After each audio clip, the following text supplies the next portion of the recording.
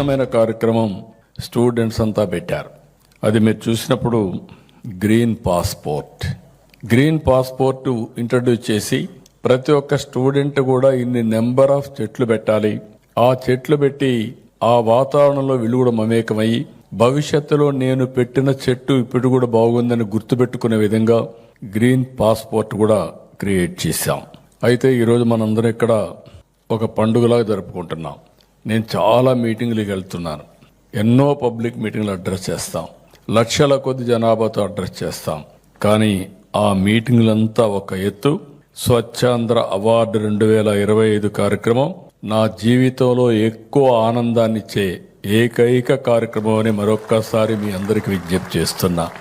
రోడ్లు, పార్కులు, బడులు, గుడులు, వీధి, వాడ, పల్లెలు, పట్టణాలు ఇలా అన్నింటినీ శుభ్రంగా స్వచ్ఛంగా చేసిన ప్రతి ఒక్కరిని గౌరవించుకునే వేదిక ఇది ఇక్కడితో ఆగడానికి వీల్లేదు.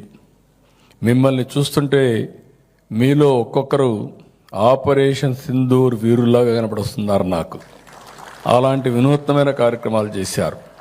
మన సైనికులు ఆపరేషన్ సింధూర్తో ఉగ్రవాదుల శిబిరాలను తుడిచివేశారు.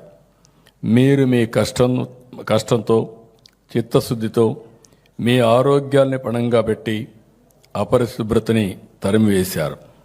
అందుకే మీరు నాకు వీరుల్లా కనిపిస్తున్నారు. సమాజాన్ని రక్షించే నిజమైన వీరులేనని చెప్పి మరొకసారి మీ అందరికి కూడా విజ్ఞప్తి చేస్తున్నా.